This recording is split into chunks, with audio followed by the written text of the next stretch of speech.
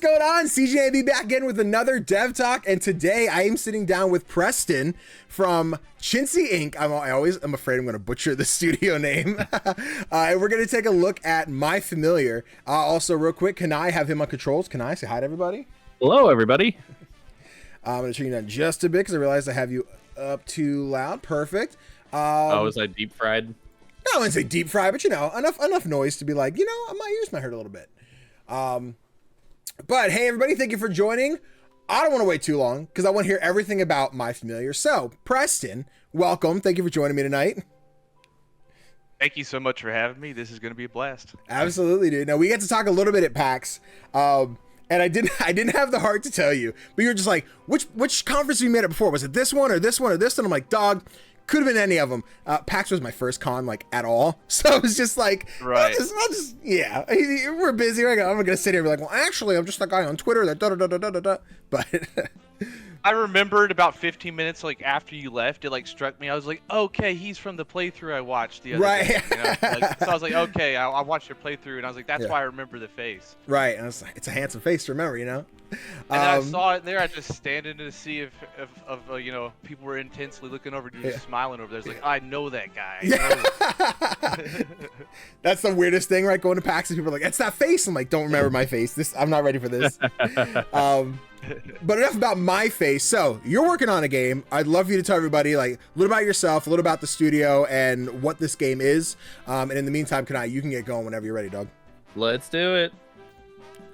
Yeah, sure. My name is Preston. I'm the executive producer of My Familiar, and it's the first premier RPG for my studio, Chintzy Inc. But I have a lot of RPG indie veterans working with me on the project. We have a team of about 7 to 8 core members, and we've been working across 3 different projects for the last 6 years or so. So we've kind of we've been in the trenches for a while, and I just got to naturally attach to the work that they were already doing in a mutualistic, parasitic sort of way, I guess. Okay. We help each other. We fund each other. So I'll fund, you know, some of the artists that they can take and put into their game. Sure. And we have we can also borrow features. Like I added an auto follow feature for this game, and so our other game Forge will now have it because we've kind of like building off the tech and we're kind of helping lean on each other. Okay, that's sick. I have to point out, so when I played this demo for trial period like last year, we didn't have this intro bit. There wasn't this like world building narrative piece.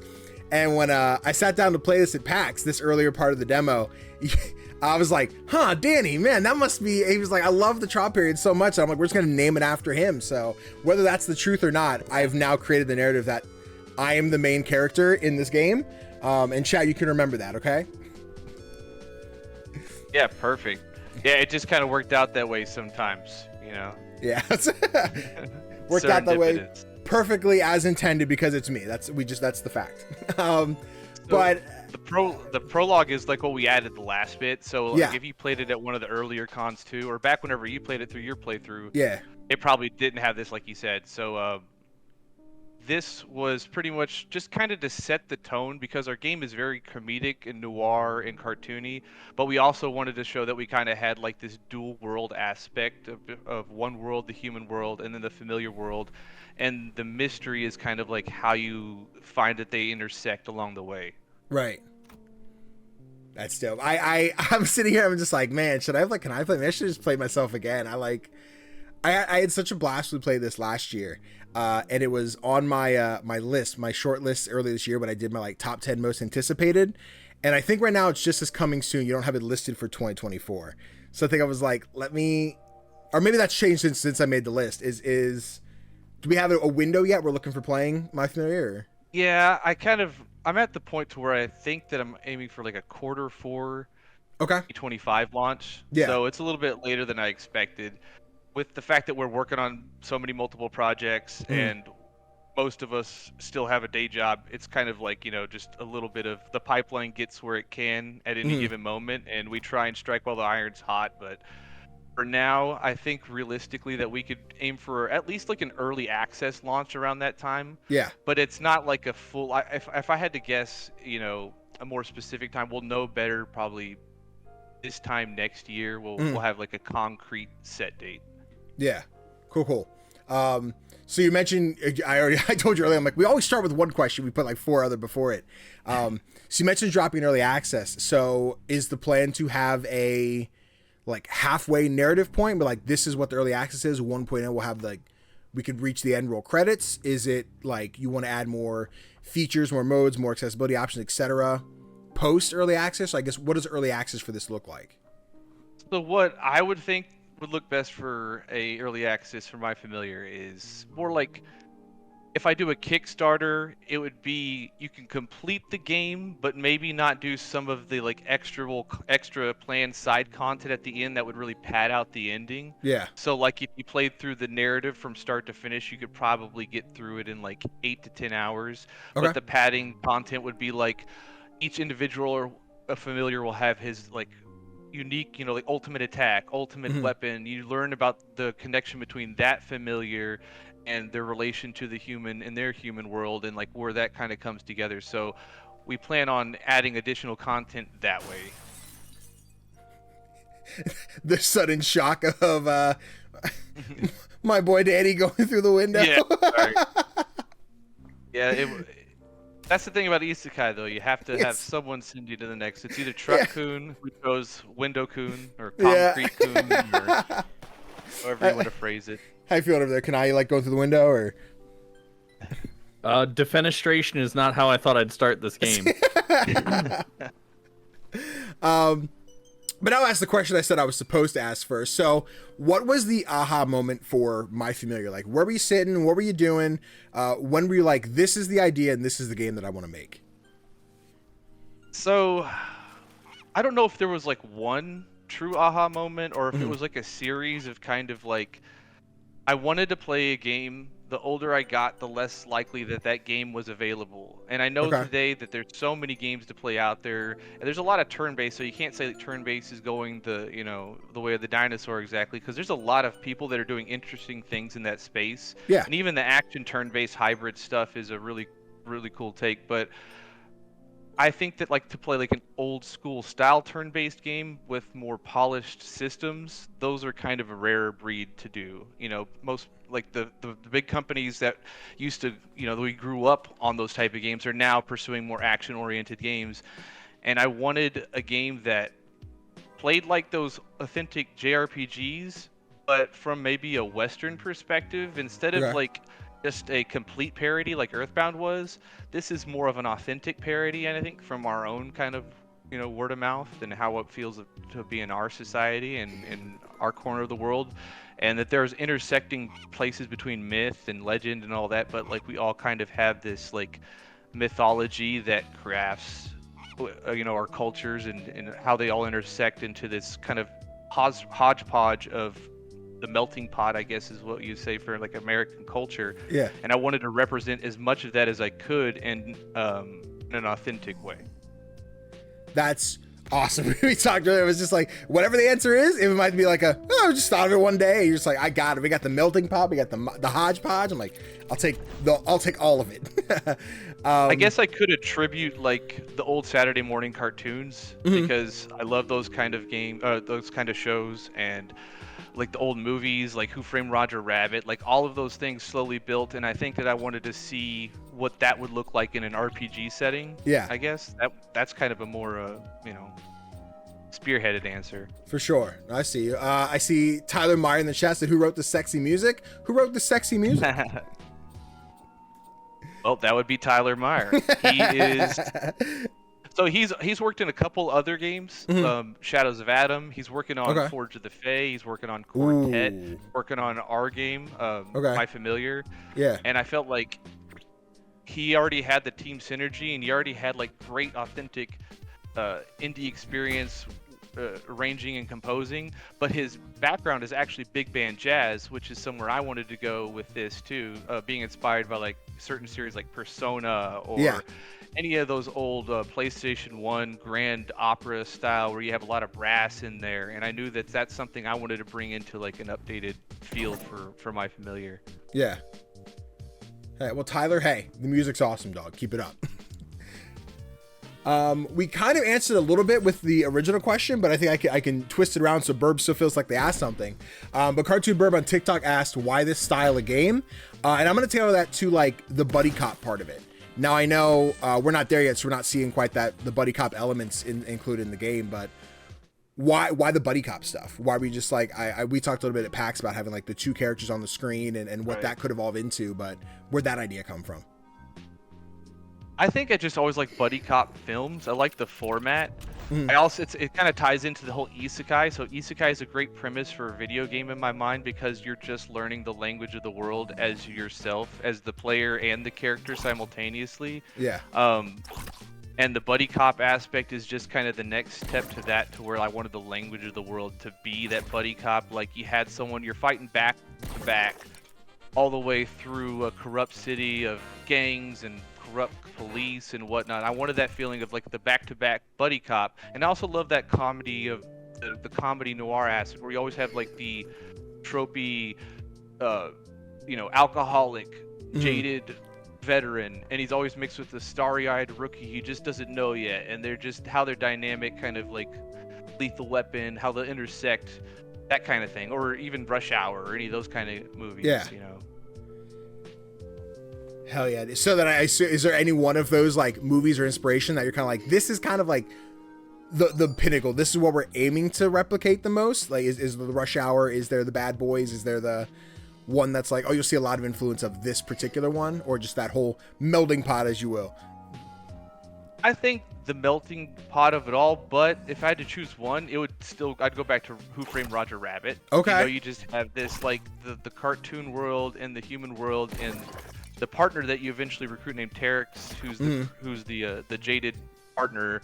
He kind of feels like how Bob Hoskins is the more straight kind of, alcoholic, and he's just jaded by everything, and the whole world is just kind of like, if you'll spend 15 years in my shoes, kid, you'll know how it really is. That just Bob Hoskins in that movie really kind of sold it for me, I think. And then the counter with the cartoon character, the rabbit, I think that played a little bit into it. I mean, even looking at Woopus's design, you got the rabbit ears, like that can't be like coincidence, that's part of the subconscious aspect calling to me. While we're talking about Woopus's design here, what the hell is Woopus? What are we doing here? It's like, all right, so I've always called him a wombat. Yeah, but like he's so much of everything. He is a lot of everything. So he's a rabbit, he's a cat, he's a rat, he's a goat. He's more like a traditional imp kind of character too. Yeah. So a goblin-esque. He's a little bit of everything, and I wanted it to be that on purpose. So the answer is, there's no true answer. He's just kind of a mix of a lot of things, where most of these characters are like maybe a juxtaposition of one or two kind of mashups where they're like a pun or a parody of themselves. Right. He's a little bit weirder because he doesn't even fit in all the way here, because you can't quite identify what his gig is, and I kind of like that aspect where like it's a brain bug. It kind of gets in your mind like, what is this thing? Is it creepy? Is it nice? Do I have to get to know it more to see how I feel about this character? Like Jim Henson kind of characters felt like that to me. I see you. Okay. I like, we were talking about Kanai over here trying to avoid the trash monster before it stuck out from behind the rock and got him. If I'm good at one thing, it's somehow breaking something. I just had him spinning there for a second. I was hoping you were going to sneak by, but now you got you. Yeah, you got me. Let's see here. Who else we got? Reality, which I think is just reality, but it was spelled like two names. Because we were talking about partners and buddies and all the different familiars we'll see in this game. They asked, can I catch imaginary friends like Pokemon? Now, I don't think that's quite how it looks like it's going to work, but like, how do the buddies and the other familiars come into play? So I could see where some people would think that too, because it does have like a Persona vibe, and that's like kind of like one of the big sticks in their deal is like you can catch characters, you can fuse characters depending on which game you played. But every character you kind of want to catch just because of the way it looks. There's a lot of fun designs, but we wanted to kind of go with more just they're linear, dense characters, so they have their purpose. Their loadouts are they're not super customizable. They are in certain ways, but not in the way that their utility is. Like they're kind of. I wanted to be more traditional JRPG. You get this character as you go along. It helps you deal with this and kind of weave it into the story. Yeah. But by the end of it, you can kind of swap them in and out. And whenever you've come across your first companion, Terex, he'll always be on the screen. So you're going to see two people on the screen at any given time once you get the companion. But later you can swap them in and out, like kind of like tag team wrestling style. Okay. And you'll probably start meeting one each chapter or every other chapter for the first few chapters. Cool. So then you'd mentioned about switching them out. So that will be like front of mind. I'm thinking Sea of Stars. I don't know if you got the chance to play that one or check that one out at all.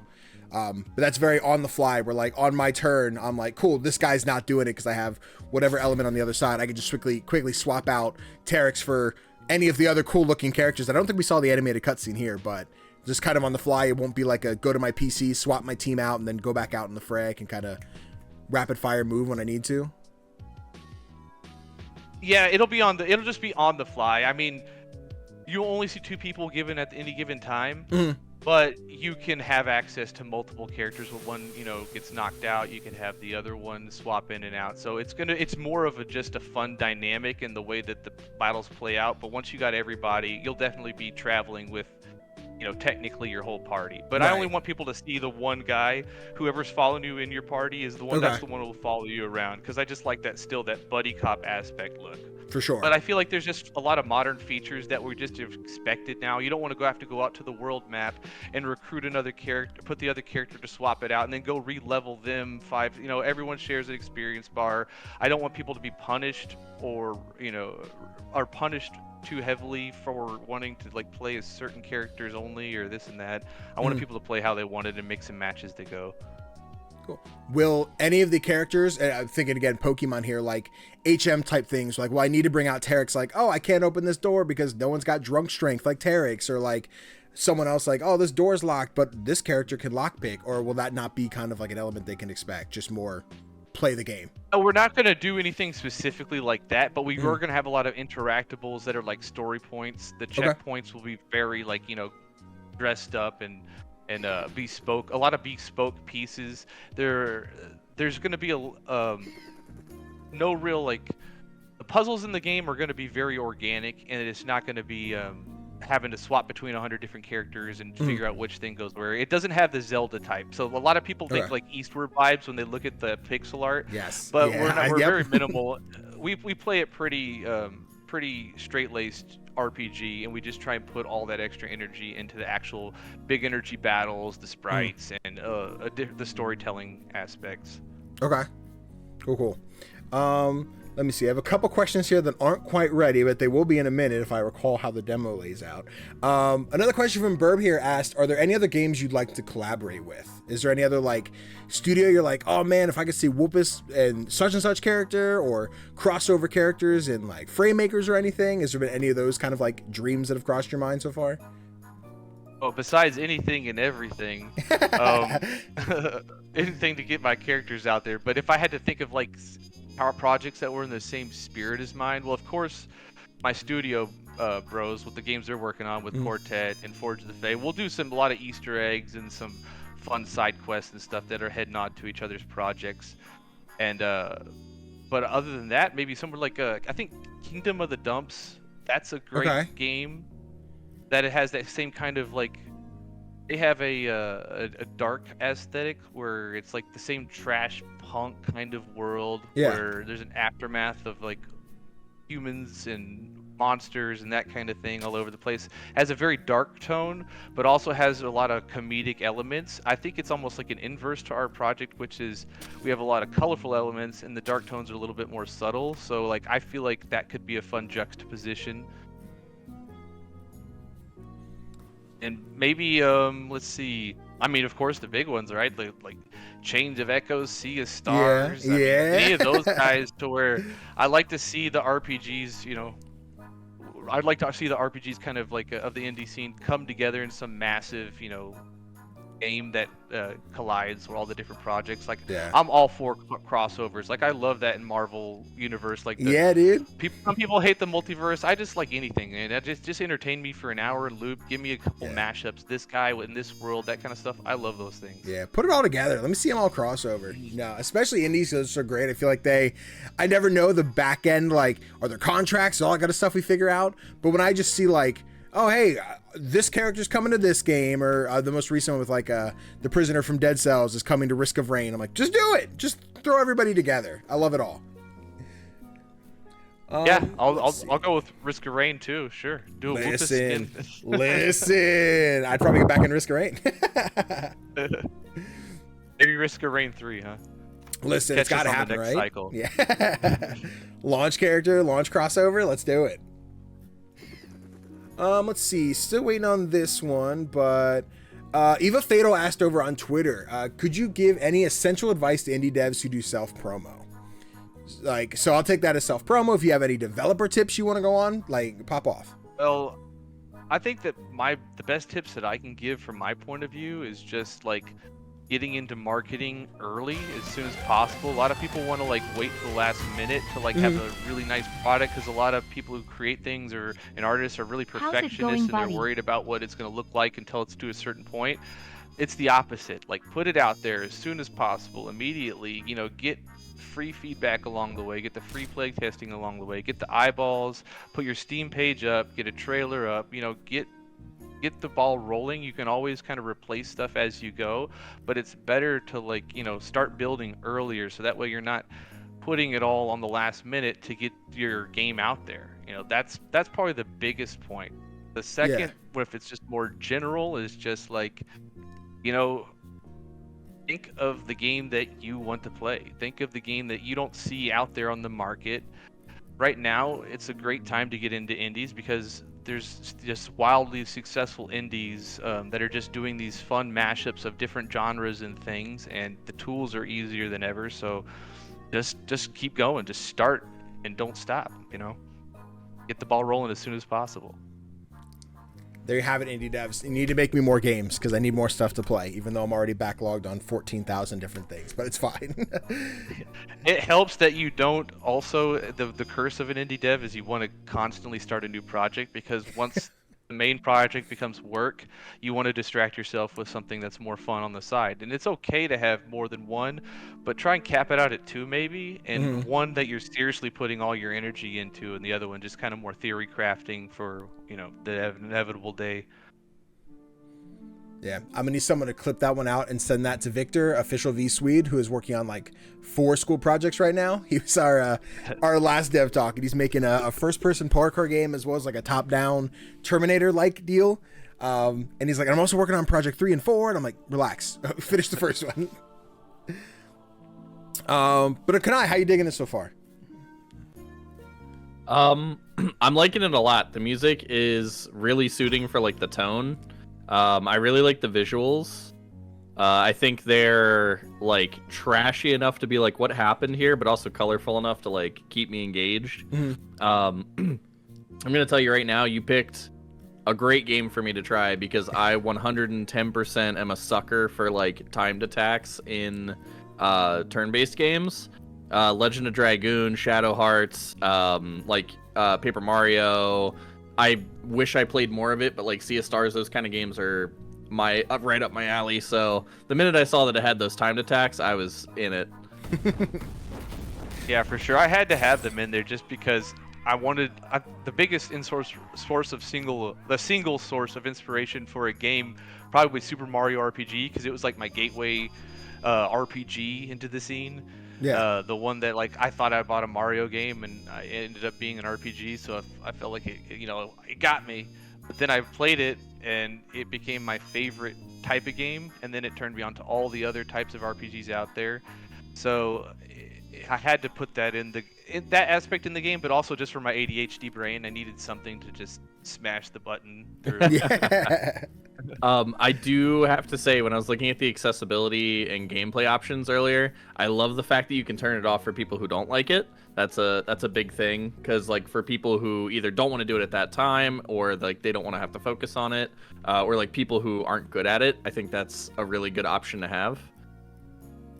Yeah, and I think that kind of functions also as like our soft difficulty setting. You know, if you just wanted to do story mode, and we scaled things down to where it's the point where you don't feel punished for not having the timed attacks, but the timed attacks kind of move you along, let you save items, let you kind of min-max, shave off a few rounds if you need to on some of the bigger encounters. So there are definitely meaningful impacts, but yeah, like you said, people, it's not their thing. I wanted to make sure that that was an option, because I really feel like everybody I talked to was like equally entrenched. 50-50 hated it, 50 loved it, so I definitely knew that I had to kind of build that in as a feature. Yeah, we love accessibility around here, giving like the chance to still play a game even if there's like, this is an obstacle for me, or like I'm not good with this, whether it's a physical thing, just someone's just bad at games or whatever, but given that window. So now we always love those. Now I can go back to the other question we had to skip, because Chinsy's on the screen. So Chinsy's like, I think when we talk, he's like your mascot, like your favorite character. You tell us about Chinsy a little bit, in or out of the game, whatever the case is with him.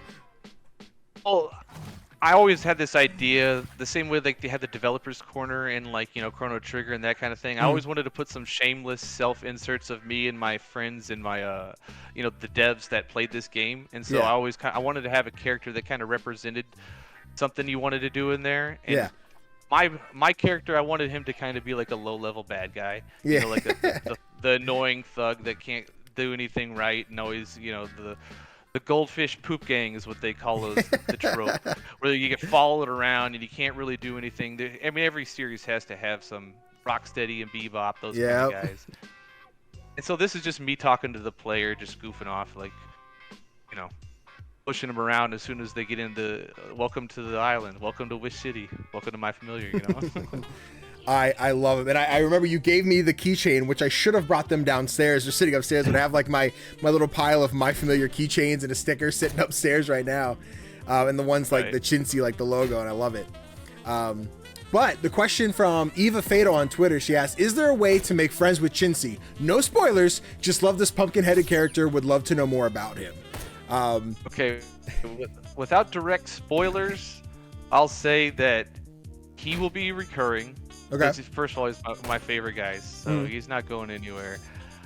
There will be a point in the game where you start reaching out to other familiars, and so maybe not this guy, maybe you will be, who knows, some fan favorites, some new people you meet along the way will eventually be new recruitable familiars. Okay. But it'll take place near the end of the story, and probably like the free DLC that's coming out, like to have kind of I'd like to do like a Suicide Squad version of my familiar characters, like maybe all the rejects from the rejects.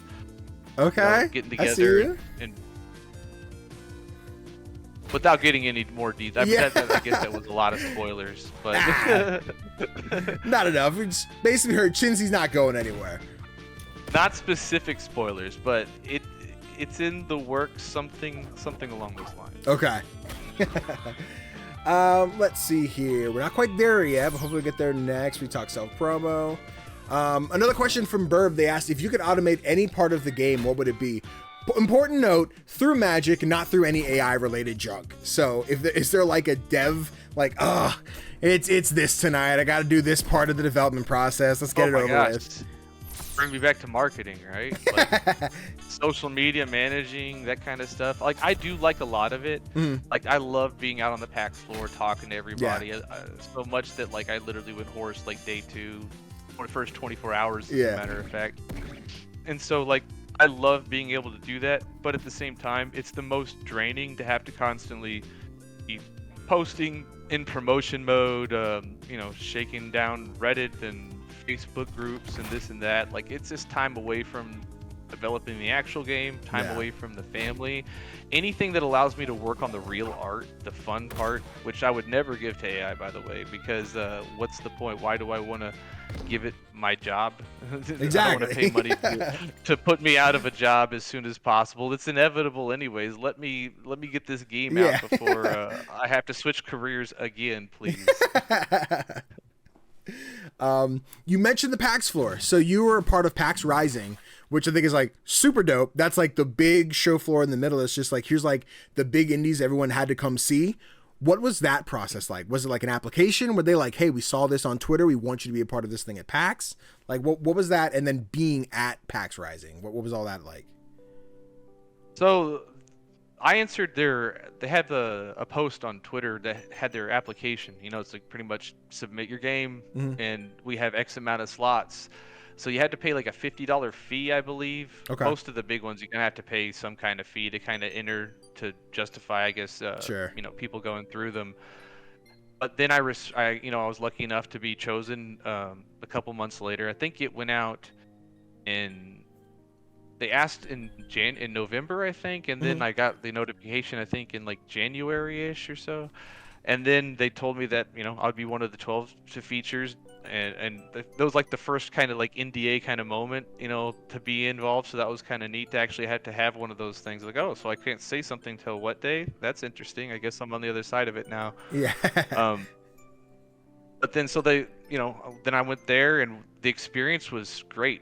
It was overwhelming, but awesome at the same time. I was just excited the whole time. I thought I was going to crash more than I did, but I think that just the pure adrenaline, as so many bodies on the floor, everyone just constantly one conversation to the next, and everyone just so nice and either excited or interested or some sort of intrigued in some kind of way. So every conversation was unique and kind of fun. I definitely had the pitch though, like, you know, 25% is literally the same 15 seconds over and over, but I still enjoyed doing it. That's so awesome, dude. I love that. It was one of those big things where when we got there, I ran to my buddy Joseph Hooper. He had talked about it both on the 6-Win IndieCast as well as I think we did it on Crossplay Conversations. And I know you had saw it on Twitter. You'd comment on it, but every time I brought it up, I'm like, can we just do another My Familiar cast? Like, I'll go back and replay the demo and we'll just talk about that again. So it's always exciting to see like a game that I'm like, I don't know if anyone's heard about this one yet, but like I need someone to talk to. And then I have a friend who's just like, oh, you play this one? It's so much fun, dude. I love this one. So it was great to bond with that, with him talking about My Familiar. That was really cool. Yeah, it's cool to see that like people are starting to remember it from another place. Like that's how you know where you're starting to kind of get a little traction is someone's played the game here and then saw it on this fest, or they saw it at MagFest and they saw the demo on Twitter. Like, you know, so like I feel like the neurons is starting to like connect, and people are starting to like say, okay, you know, this is an interesting game. Whereas before, you're like pretty much just firing off tweets into the void and hoping you get retweeted and this and that. So, but it's great to see people having come up to me and say, oh, I came here to see this at PAX. You know, this is the first game I wanted to come see besides Final Fantasy 14, by the way. You know, we just got sprinted right past at the beginning of that one. But we're not going to talk about that. Other than Final Fantasy 14, I was number 2 on the list for a couple seasons. So that felt great. Oh, man. What a booth that one was. Just front and center, but I wasn't waiting in that line. Let me see here because I missed this earlier, but we'll go with it because we're still in the spot. So F Mook asked, is his head an actual pumpkin or is it sort of like a helmet / mask? I think we saw a little bit of like the combat where he kind of like throws it and like it just like really comes back. What's up with the head? So it's definitely like a pumpkin. He's like a living creature. In this game, there's not just, so there's like animal type people, there's demons of everything, like possessed objects, possessed fruits, and you know, so he's just like this creepy possessed pumpkin man. So that's definitely organic matter you're shooting into whenever you're smashing the pumpkin. Poor Chinsey. But he regrows it. That's part of it. Perfect. As long as it's infinite regrowth, we'll take it. And then yes, Tyler already got it. Eat a taco, yes. Anyone who's interested in the game, if it looks fun, please go over to Steam. If you type !wishlist in the chat, you'll get the link. You can wishlist it. Even if you're going to wait a little bit, you're going to wait for a sale, you want to pick it up on console, which we'll talk about console ports in a minute. Please go wishlist the game. It helps so much for visibility of the game. Go do it right now. If you don't have a Steam account, make one. But yeah, speaking of console ports, I know right now we're aiming for PC. Are there goals, dreams, expectations for console ports down the line? Definitely coming to consoles. The point is like when, kind of, because we have our programming is done in Unity, so we can port it to anything eventually with some, you know, decent amount of effort. But it is planned. I don't know about launching it. I think that it might feel better to kind of go with a PC and online launch, and then roll out to consoles once I have more free DLC that is planned, kind of, and have the consoles be like the kind of Ultimate Edition once that one's capped. So maybe consoles the year after launch would feel good. But at the same time, if we stepped in, if we get a publisher or a big break to where we can, you know, in a Kickstarter or something, to where we can concentrate more on console ports and localizations earlier than we'd like, then I will definitely pursue that, because I definitely want it to be on everything eventually. Yeah. I can sit here imagining wanting to play this on my PlayStation someday, I hope. Final Boss Boost says, My Familiar rules? It does. It really does. Sorry, I interrupted you. Go ahead. Oh, no. I think Switch would probably be the first console, and then the other two, I would like to get on the Game Pass or the PlayStation Plus. Ooh, yeah, having this bad boy in Game Pass would be awesome. Let me see here. Oh, you mentioned, so you're making it in Unity. This was another question. I kind of wanted to paraphrase it a bit. So you were well into development when this whole Unity thing happened late last year, early this year, whenever that was.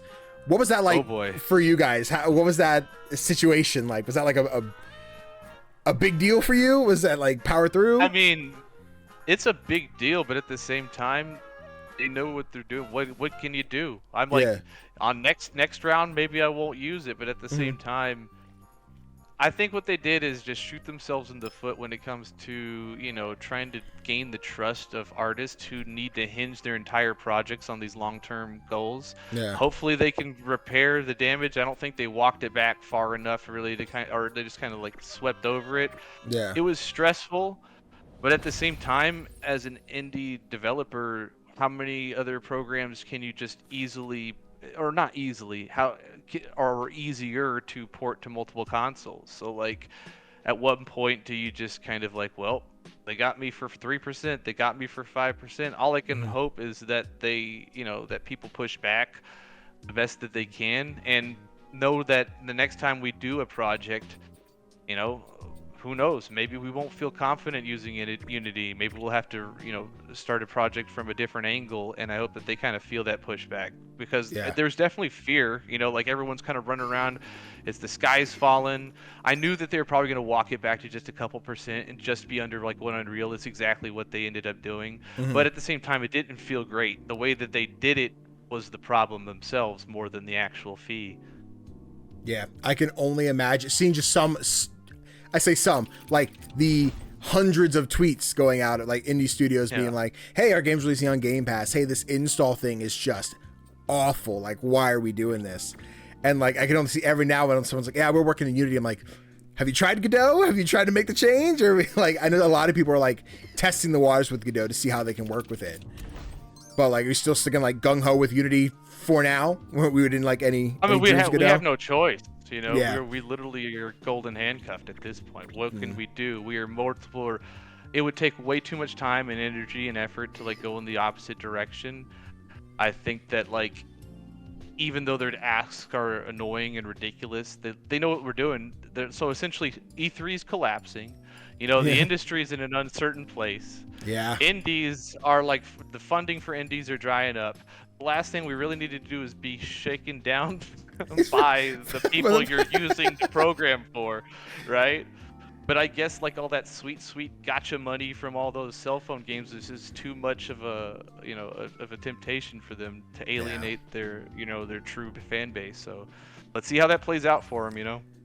Man, fingers crossed. It's just, it stays nice for everybody. I hated seeing all that, maybe not hate for the company, because that was a bad move. That was an L move. But I didn't want to see like all these people working on projects be like, we're fucked. I don't know what we do now. Yeah, that was a terrible time. They could have handled that in 100 different ways and been done better than they did. I think they just went for worst case scenario, so that way when they walked it back, it felt like the least amount. Like, oh, see, we weren't really doing that. We're walking it back now. See, it's literally the same thing that corporations do since the dawn of time. They push you for as much money and then walk it back a few cents, you know? Yeah. Yeah. Final Boss Blues again says, this game's pixel art is beautiful. The art itself, yes, but the style of it, My Familiar has a strong identity of its own. The dev will become a billionaire. You ready to become a billionaire? Yeah, but at the same time, the track record of what people turn into once they become billionaires, it's not looking good. So if I do become a billionaire, I think that I would love to support pretty much any and every indie is possible, as much as possible. So if I become a billionaire, you hear it from me now. We all win. I got my foot in the Yo. door, and we're just making games. You heard it, dude. Funding every indie out there. Let's fill out the form. Fill out the Google form. We'll get you some funding. Exactly. But I think that's really interesting, right? So like the next question, Cartoon Burb asked, like, what are your thoughts on the current arguments over what is an indie?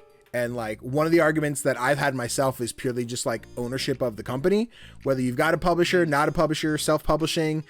You had a big Kickstarter, you had like no Kickstarter. Like for me, it always came down to like ownership. So like, do you see a world where you become a billionaire, you give $1 million to insert studio here because you like what game they're making, and like, are they still an indie because they have that funding? Where do you see like the definition of indie falling? So I think that first of all, you can't be like a publicly owned and traded corporation, right? Right. It can't be something that's like to the shareholder. It's got to be something that's like a darling to the inspiration that it comes from, right? Yeah. That's the easiest way to say that the top of the scale. But then at the bottom of the scale, you got someone who's like hustling by themselves, doing solo indie dev work, which is like the tried and true indie, like eating tomato soup and ramen all day, saving every penny you can and throwing it into your game. That's punk rock indie, And then there's like this everything in between. And even a project like My Familiar, I would consider it, like if we're going to use the term triple I and then single I, I'd probably be like the 2I, somewhere in the middle. That double I? It's self-funded, so like I was fortunate enough to have savings from my other jobs to where I actually take money from my current profession and then I move it over to pay someone who's infinitely better than I am in these specific categories. Like a lot of these characters are mine, but like in concepts, and a lot of the little side stories here and there are mine, but I have a legitimate writer. So I'm trying to create kind of like in the wake of the AAA industry, the state that it is, I would like to make a smaller group of indie developers that are kind of under one flag, trying to give as stellar of a shot as we can at creating a game that can rival, I think, some of the bigger studios, even though they have a ton of funding. I really want to I would love to kind of like see what it looks like when you have an ethical executive leading a team that he gives a crap about, that is making art that we're all passionate about, that we're sharing into, that we're, when this game gets bought, I'm not just taking it away in a duffel bag and twirling my mustache. I'm putting it back into free content for this game. I'm putting it into the next game, hopefully. So like I'm here to stay. This isn't a rug pull for me. This is like I want to break into an industry that keeps indies out but gobbles up all the features that every indie that has a success story. And so I think it's time that indies kind of got out there and had that start fighting for that shelf space. And I wanted to give the AAA industries a run for their money and show them what they're missing out on whenever they could be producing games like this that are passionate, that come from a place, but also have a little bit of funding behind them to where maybe you'll sweat a little bit more. Maybe you can start taking some of that funding that you're going to put into a $500 million Spider-Man game that's not going to sell enough copies to compensate. Maybe you could take half of that money and put it into some small, hungry studios and see what kind of new IPs you get out of it. So along with that, right? So say some of these like indie world showcases or like PlayStation State of Plays where they're showcasing indies. If PlayStation's putting any money towards that, that doesn't nullify their indiehood. That doesn't take some kind of indie badge away from them. Like as long as PlayStation doesn't say, hey, we're buying your studio so you can publish this on PlayStation, they're just like, cool, you're in a showcase, or we'll throw maybe a couple 100,000 or a couple thousand.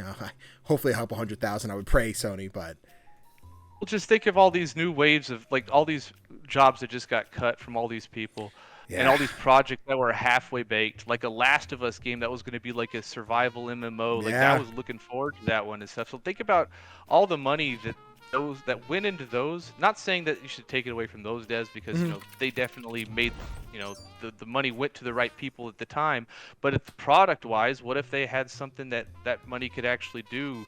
You could, you know, 50 million to the indie industry is massive. Yeah. Can you imagine a $50 million grant from Microsoft or something, what that would do to a country or something? But you know, for them it's a drop in the bucket, you know, like if you're gonna light the world on fire and gobble up everything for the AI almighty machine, maybe you should throw us a bone every now and then, huh? I would love that so much for everybody. It's the weird Yeah. thing where, like, in my head, like, indies have just been so prominent everywhere, and the amount of triple I's I've either just skipped or sorry, triple A's that I've just skipped or like picked up, played like a couple hours of. I'm like, I don't really play this anymore. I have like something else that feels like more passionate and more like important to me. I want to check that out instead. But yeah, listen, guys, play more indies. Do it. But it looks like I found our new feathered friend. We want to talk about Tyrix? Tyrix? Tyrix. So it's a Archaeopteryx pun. Okay. Archaeopteryx is his name. Got it. And yeah, I'm a dad of 3, so like, you know, terrible puns is like 60% of my identity as a person. So anytime I have the opportunity, I throw one in there. Yeah, he's the typical the veteran alcoholic guy I was talking about, and if I'm being honest, probably the one I relate to the most at this age. Okay. Whereas when I was younger, maybe I would have been more of a Whoopus type character, like Sure. Naruto, like, oh, I'll save everybody just by being a good guy, right? But no, I don't know if life has been that kind to me. Now I'm a little bit more like, you know what? Give me a few beers before I start the day. Okay? You're grizzled now. You're ready for it. Yeah, I had a blast with him. His animations in combat were easily my favorite so far, and like I'm excited to see. Hopefully, can I here get to an interaction there, and I can see Terex do some of his fighting. I love that. He's awesome. But since we are in Wish City here, I'm trying to find where the question was. Aiden Medic asked, "Why did we call it Wish City? Is it magical? Is there a genie in town?" I'm sure there are some genies, you know, but maybe they come out of an old Dr. Pepper bottle or something, or an old whiskey bottle instead. Yeah. That's great. It's called Wish City because, like, it's the idea of it is like it's very Dante's Inferno, Alice in Wonderland, like some of the old isekai type story tropes.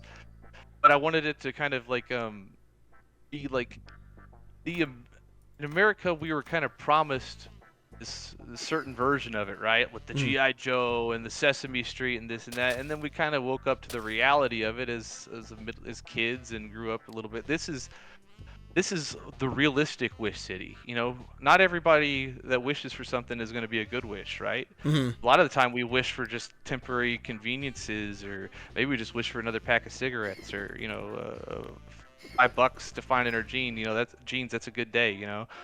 So I wanted this world to kind of reflect that. Like, there's probably a lot more mundane wishes than there are, like, you know, super cool, amazing philanthropy. You're asking the wrong guy. No, I'm gonna get this. Philanthropy. Philanthropic. That sounds there right. We go. There we Yeah, go. that's See? the word. That's the one. I know. Not many wishes are benevolent, so to speak. You know, how many Okay. wishes do you say are for other people, and how many are more selfish for yourself, if you're being honest? You know, so I want to Wish City to feel like that. There's a lot of this section is called nursery crimes. So you got the dish that ran away with the spoon is on one end. They're the ones who run one of the gangs, and you have the 3 blind mice down there that are, you know, temporarily unhoused. You know. That kind of thing. So it's a little bit more dystopian, but it still has some fun, cartoony kind of, you know, wishful thinking type characters, whimsical, but with some gritty noir to it. Yeah, the noir, and Kanai and I both took a noir class in college, and arguably one of our favorites. So Kanai, how's the noir hitting you so far in Wish City? It's palpable. I can. I think I could inhale it through a straw. It is. There's a lot of it. How are you enjoying exploring the city so far? I know. I think I got lost the first time trying to like see everything, and I'm like, wait, where was I supposed to go again? So far, the only time I got lost is when I came in here the first time, because when I talked to the barkeeper, I thought he said that Terex was here, and he said, so you're talking to everybody. Terex was here, and I was like, oh, he left. Okay. So I was just like, where is he? Where's he at? But it was just me not reading right. But yeah, no, I'm enjoying it. There's like a lot of characters doing a lot of cool stuff. Well, maybe not cool stuff, but a lot of characters doing stuff that I would expect in this setting. So it's cool to see like the world existing without the existence of the main character, just doing its own thing and having its own like story. It don't feel too bad. Most people, if you get lost, that were Terex looking for him, that's the most confusing part, because like you have to go upstairs and you have to trigger an event, and that's the number one place that people kind of like get a little caught up if you don't read everything, or if you're just going through the dialogue, or we're kind of constantly working on like how to get people to there without being too confused. Right now, I think it's the good sweet spot to where you feel like you have to explore a little bit, but eventually you kind of stumble into it. I'm definitely trying to explore as much as possible. That's just like the old school RPG player in me. So for those who like to explore like Kanai, like how much can they expect to find like under every nook and cranny? Are we talking like every house could have some kind of new piece of equipment? Are we talking healing stuff? Where we're going to be like, oh, secret area that's going to have like a cool narrative beat? Like how much can they expect to find throughout the world? I tried to make it very clear, like, what stuff is worth your time interacting as you go along the way, because like the little blips from treasure twinkling, like in Chrono Trigger, for like those like power tabs and whatnot. Yeah.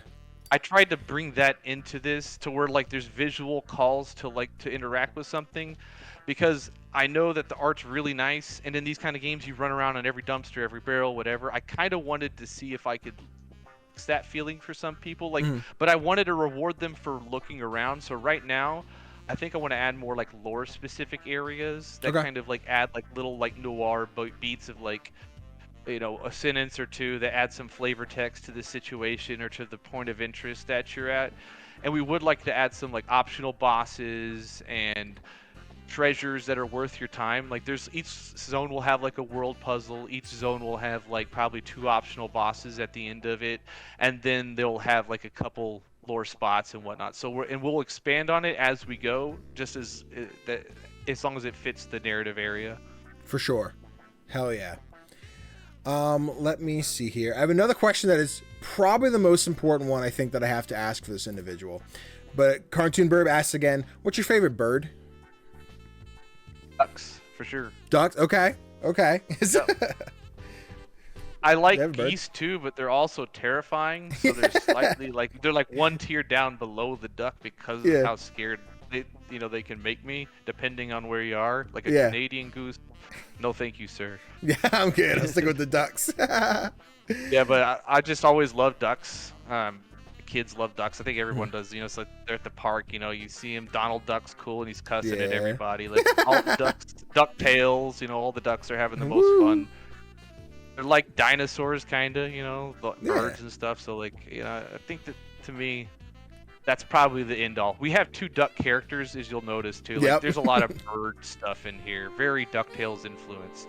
We have a luchador with a duck head, and then we have a duck dog character, which is kind of like the Duck Hunt characters. If you mash the duck and the dog together. Oh man, when you say it out loud like that,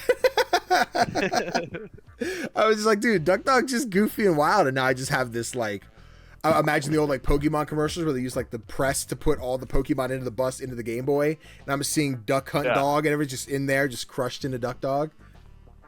Oh. More like a scrapbook. You just rip off the duck head, just glue it on the dog, throw a wing on there, you're done.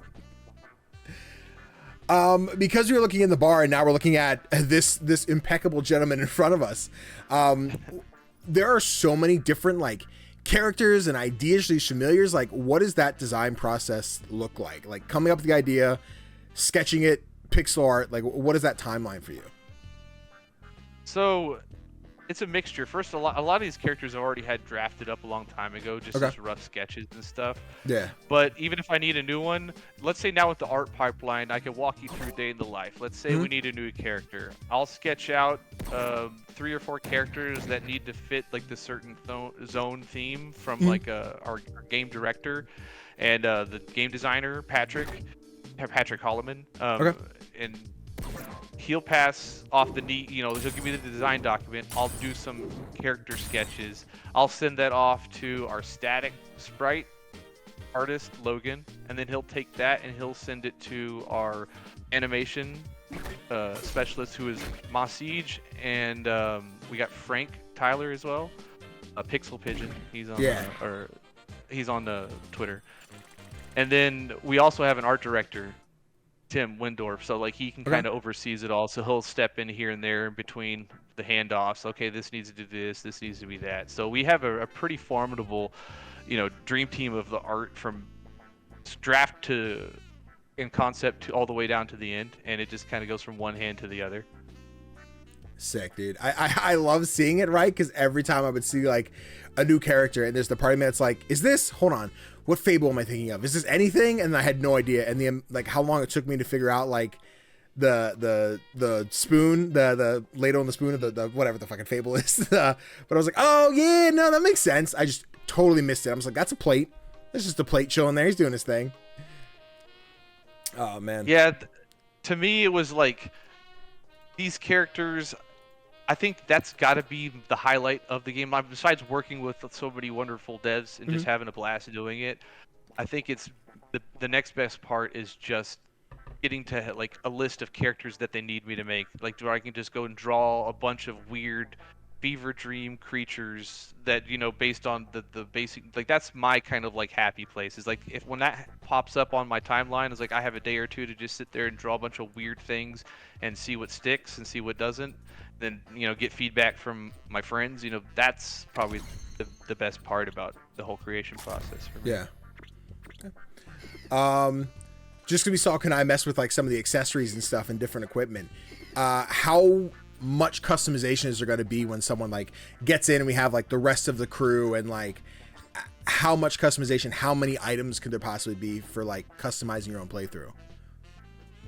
So the first 4 chapters are kind of like make up the first act out of 3, and they were kind of like a introduction arc, in themselves. So every chapter will kind of expand on the battle system, and we'll expand on the equipment system as we go. So if I had to be conservative, I would say maybe like 40 to 60 regular accessory items down the line, and then we're going to have different types of accessories though, because eventually you'll be able to upgrade your weapons.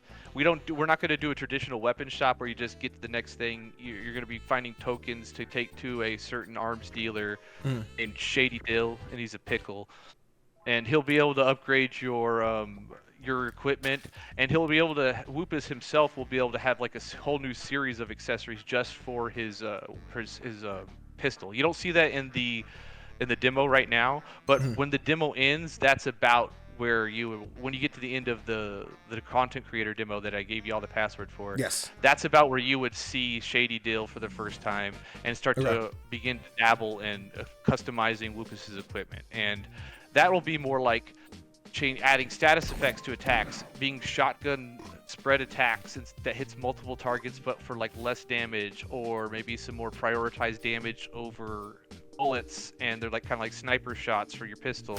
So there's going to be definitely levels of customization as you go, and then as you unlock new familiars, your skills will be different too. Like you'll be able to do ultimate abilities that work off of the buddy cop dynamic, where Woopus and Perix, where they'll have their own kind of like maybe super attack, and when Duck Dog he's with him, it might be a healing kind of ultimate. So like depending on who you have on the field, there'll be different skills available depending on what you have equipped on your weapon or what accessories you have. That might modify your skill into a different version of that skill. Yeah. And so there's going to be a lot of fun things that, even though we simplified the systems, there's going to be a lot of real fun ways that we kind of add our own spin. I do. We were coming up on our hour, but I was like, I need Kanai to meet this character. I needed to meet the chug dealer because he is so special to me. Yeah, I love him, dude. Each one of these times when I'm creating each one of these characters individually, Yeah. That's my new favorite character. So that at any point in time, each one of these characters was my favorite character at some point in time. So like I tried to have that level of love in each one of them. This is one of the characters where I'm like, he's so goofy and wild. Like, what can I do to break this game and have him join the team? Terex, let's bring this guy along because like I love this chug dealer and he is so important. And if we're getting to like free DLC expansions and we're going back to play as the chug dealer, like I'm there for it. I'll play it. I'll play a sequel that's about the chug dealer. Whatever you want to do, I'm there for it as long as the chug dealer's there. I'd totally be down to do like a fan favorite, people voting on one or two, like just random familiars, and seeing them as an actual playable character down the line. Yeah. I'd be interested. All right, chat. We have to vote for the chug dealer, okay? I am campaigning. But so like where we're at currently with as far as the demo, because everyone remember you can go play this demo now on Steam. If you hit !wishlist in the chat, you'll be able to pull up the Steam page, wishlist it, and download the demo yourself.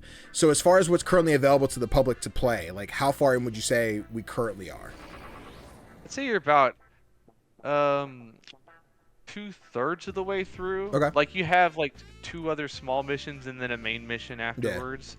So it's you're at like this 50-60% marker. It's about a hour and a half to 2 hour demo, depending on if you just kind of run through it or if you explore a little bit. And then the content creator build, which we'll probably be adding to the public build down the line. That'll probably add another 30 to 45 minutes. Oh yeah. Oh man. This is the part who wants to play through all of it, but I'm like, how many times am I gonna replay my familiar before the full thing's out? And it might be more than I expected. And if anybody wants to DM me, like on my handle on Twitter or X or whatever that place is called now, I could give you all the password for the extended content creator build too if someone wants to play it just for fun. I don't really keep it very much. I'm supposed to, but I don't. I just want to see people play it. There's rules, but yeah, we kind of mess with them. It's not my thing. For sure. But yeah, I'll let Kanai power through the rest of this, but I think it's a good kind of wrap it up. But thank you so much for joining me tonight. If you want to, at this point, plug yourself, talk about My Familiar, tell them where they go, what to do, how to support. The spotlight's on you. Sure. Again, this is My Familiar, and it's a buddy cop, comedy noir RPG. It's turn-based. If you like these kind of games, you should go to Steam and wishlist it right now. I highly recommend it. Download the demo. Tell me what you think. And, we're at that stage to where every bit you say, things might make it back into the game depending on the feedback you give us. And, so feel free to give me anything and everything. You're not going to hurt my feelings. We're only going to make the game better. There you have it. And then Kanai, thank you again for joining me as our official Vanna White of the day. Yeah, of course, man. This is a lot of fun. This is Wishlist right away. I appreciate it, man. Yeah. If y'all have any questions about it, I had a blast. Yeah. So this was great. I had such a blast talking to you. I know we're gonna do some more of this. I'm sure I'll be interacting with you all over Twitter and whatever, X, whatever we're calling it. But I'm gonna bug you for a key to cover this for sure. So sweet. Thanks, guys. Guys, thank you again so much for watching. If you're watching this on YouTube, be sure to like the video, and of course, the links in the description. Wishlist the game. I know you've heard me say it 3 or 4 times. You've heard Preston say it. Just do it, because if you're not doing it, you're not helping the game. And then you're the bad guy. Cool kids are doing it. Exactly. Peer pressure. Go wishlist the game. Thank you yet again for joining me, and I'll see you guys in the next one.